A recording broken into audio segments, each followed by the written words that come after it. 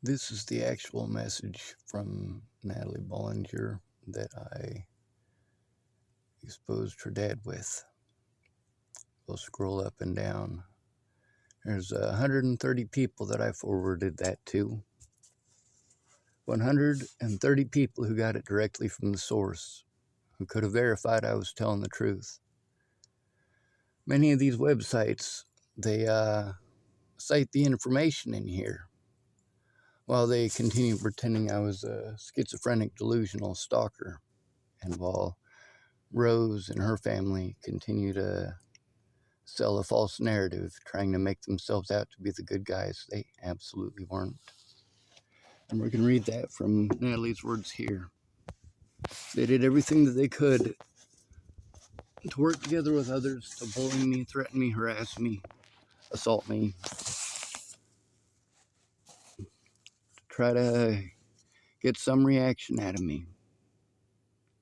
When I called the cops, I got treated like I was schizophrenic and delusional, or I just straight up got bullied. So let's read this and let's take a look at it. The date.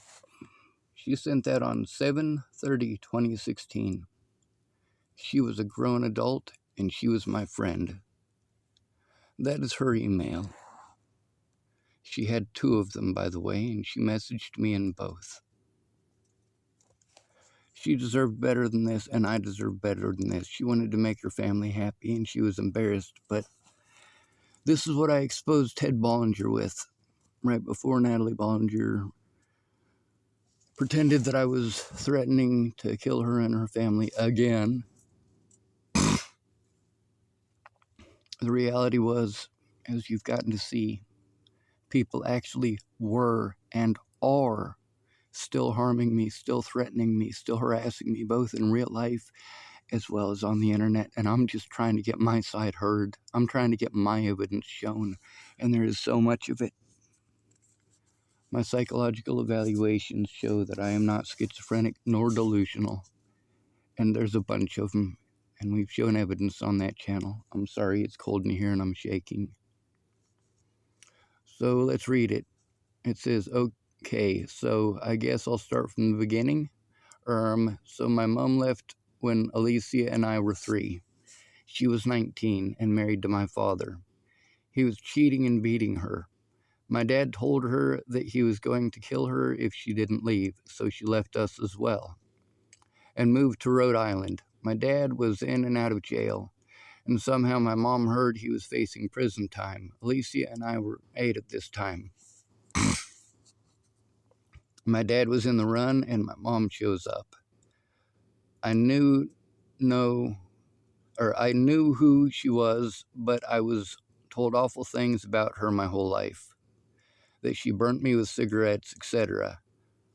But part of me knew knowing it was true. I was being raised by rich wolves. I'm sorry that her typing isn't that great, but she was a kind person, mostly. It says, my mom fought for us for months.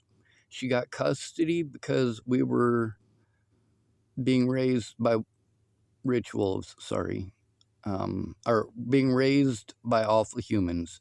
I was happy to leave, but I didn't know this woman I was calling mom. I had a brother I'd never met, and I hated him. Yeah, that's Natalie typing that. Natalie typed that. She typed, my mom left our family and started a new one, but he was a baby, so I didn't hate him for long. My dad moved to Rhode Island running. We went back and forth between them for years. My mom would lose us for having dangerous men around, and then we'd go back to my dad until he'd start doing drugs again. My dad got custody of us. He wasn't allowed to drink because he becomes demonic, but he's my dad, so of course he did. He was having an affair at the time, and I was woken by screams from my stepmother. Let's scroll this up so I can hold this without hurting my wrist more.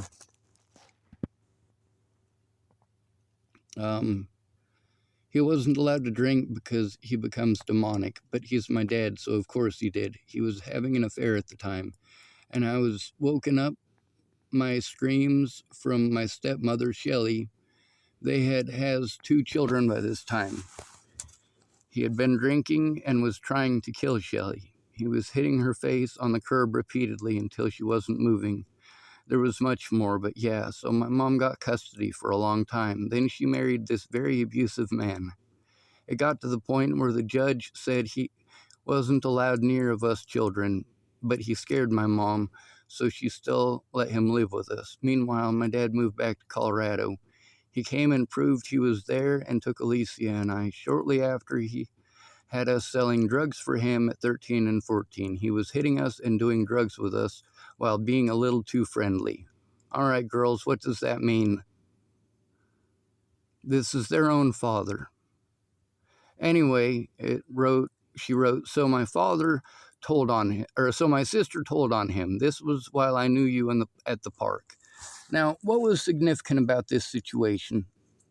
Well, I've already shown her messages, and I'll post a link to that in the description of this or in the comments, to the actual messages between me and Natalie Bollinger that show that, yeah, the narrative being sold absolutely was not true. She and I were friends because we both went through hell. Anyway, it also continues with,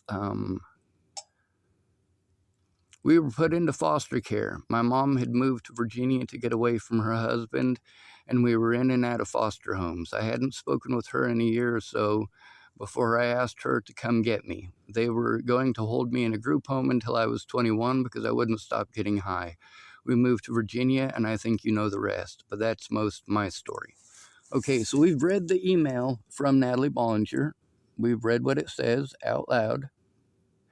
Now let's go to the part where she was 13 and 14. Now, what was happening there? That was when she wasn't allowed to talk to me. She wasn't allowed to hang out with me. She was told repeatedly she needed to get away from me and leave me alone. Her and her twin sister. Ugh. Now, I was obviously a little bit nicer than that most of the time. Now, her messages between her and I in Facebook show that we were friends. Her last message, she admits that we were friends. Now, I exposed Ted Bollinger with this after over a year of being threatened, harassed, intimidated, and assaulted and treated like I'm a drug addict, like I'm a stalker, like I'm schizophrenic, like I'm out to destroy people's lives. I mean, I had to live in seclusion in Nebraska where I didn't actually have any real friends. Now, this stuff right here, this wasn't taken seriously because they wanted to pretend that I was delusional. Now then, if you look at Natalie's last public post, you can see there are a ton of people involved. See, right here, my panic attack won't stop. Please help me. Well, why was that sent? Well, that was sent because I was told to by an officer who said, you know what, you need to settle this out of court, get a hold of her, basically let them know what's happening. And yeah, so I did. Now, is that officer going to come forward and admit that after the fact? No, he's not. But I was asking for help. Now, then there's people like, this is Shannon Alvarado. There's hundreds of these people that I sent this stuff to so that they were aware, so they saw it with their own 2 eyes. Some of them are news stations. Oh, here's Bobby Forrest. His email is important too. Let's read it. I forwarded it to Bobby Forrest, and he typed, I got your email. And that's almost word for word what they both told me when I met them. They had it really tough as kids, and that's how I met Alicia. I met them both when they were really young. But back then, there wasn't a day that went by without me and Alicia taking almost all night and day, talking almost all night and day. Now I have to sit here and worry about Alicia, and if I had to put my money on anything back then, it would have been for neither of them to end up raised in the shitty environments I was raised in. I wouldn't allow it. There's a lot more people it was sent to. There's a lot of people I was in contact with who later pretended that they didn't know nothing, they hadn't been sent nothing, and so on and so forth. I mean, hundreds of them, police officers, um, people who were just troll accounts, people who pretended to be friends of mine. The real question is, how soon did they know this was not a delusion, and why did they continue? This right here is the sent by the forensics guy who had all of my phones, and it shows some of the threats against me and harassment, threats against my life and my sister's life, attempts to coerce me into pretending that I was a pedophile or a murderer, threats against my niece's life. Yeah. How soon did they have access to that? How soon did they know? And why are they continuing to pretend it's all a delusion? TFCC has still done absolutely nothing to have anybody investigate. They helped to make this situation happen by pretending that I was delusional long after they knew I wasn't, and my psychological evaluations show that as well. This is from Marcia Estrada. It says, I have been seeing, this is from January 25th, 2022, and this was submitted to them, by the way, to the investigator for TFCC before they arrested me and put me in jail for 15 months. It says, I have been seeing Sean Schwartz on a weekly basis for outpatient therapy since completing a pre-treatment assessment on October 18th, 2021. Yep, that was my birthday. I was in the Scottsbluff County Jail. It says, during this evaluation, Sean described symptoms he experienced on a regular basis. From the information he provided, I have diagnosed him with post-traumatic stress disorder. This comes from years of trauma and inconsistencies in persons' lives starting as a young child. I also believe Sean to be on the autism spectrum, which causes difficulties in adapting to social settings. No, abuse settings. This is what these people didn't want to recognize. But it is recognized. It's also recognized by these people that I am not schizophrenic nor delusional. It says the most common symptoms of this disorder are anxiety, hypervigilance, and a feeling of impending doom. That's because most of us have been physically abused in our life and sexually abused. It says it does not appear Sean experiences any hallucinations or other psychosis. He does not meet the diagnostic criteria for schizophrenia. Now, these people who want to pretend that I'm schizophrenic and delusional is their excuse to exclude me from my own court dates. That's just horrible. How soon did they know that Natalie Bollinger was a real situation? Well, we can go back and look through the papers, right? This one right here is from 11/19/2022. It does, in fact and indeed, have my name on it. What they want to focus on every time is suicide, suicide, suicide. Well, no, that's not okay. This paperwork is about abuse. When it comes to preventing it, it addresses friends or family members, and it gives a list of things that they should do to help keep us safe. These are the things that I've asked people to do. These are the things that people want to argue about and tell me, oh, a bird in the hand is worth two in the bush. You ever tried loving yourself? Maybe you just need to love yourself. And then there's the things here that it says for me to do.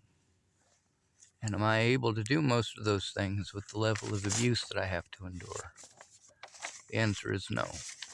We'll go through those later.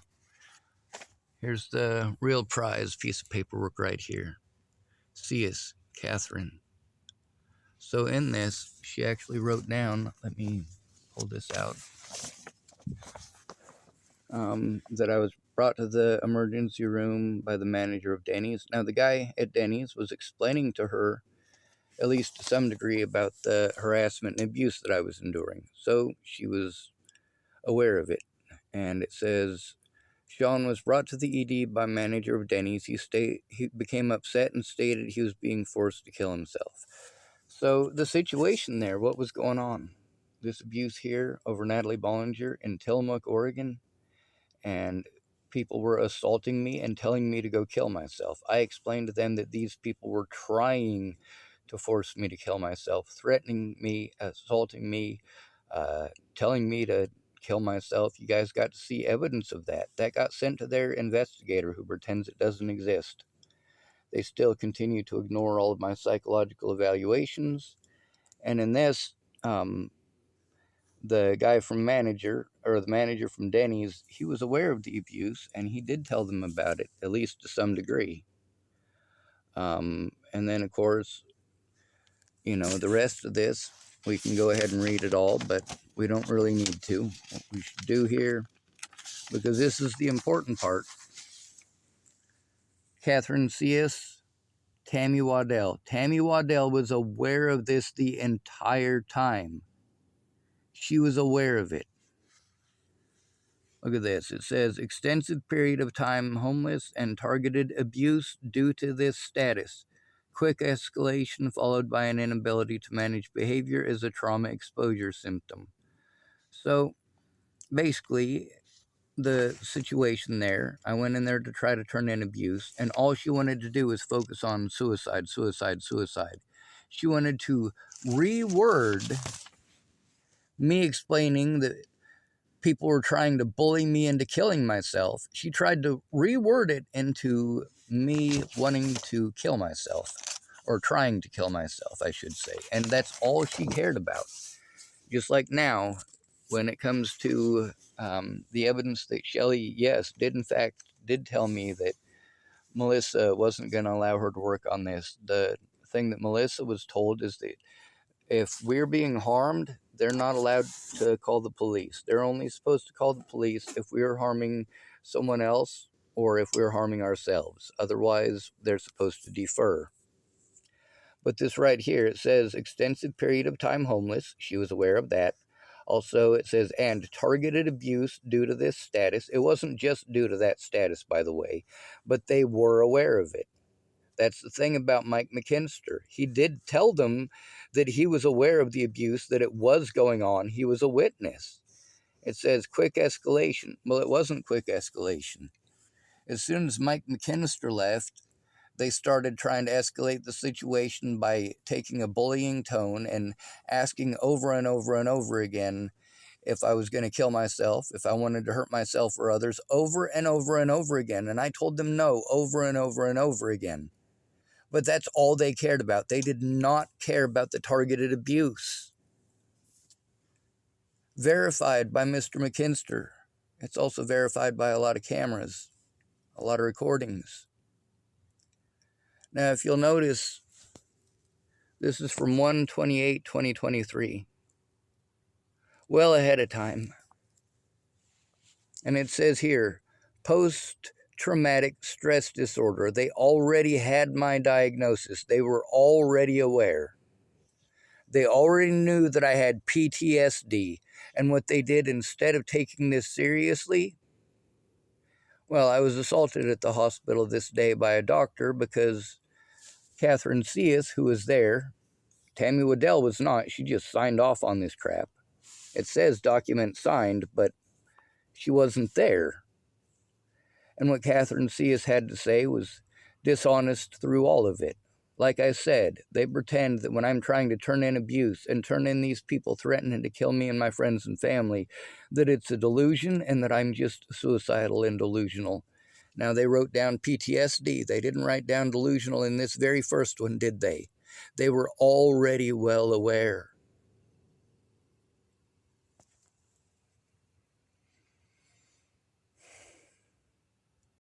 Also, this isn't the only one of these. There's also, let me see, what does it say? Ashley C. Astute, PhD, licensed psychologist, certified forensic evaluator. She made a lot of stuff up because she wasn't there very long and she wasn't in very good shape. The other ones were a lot more professional.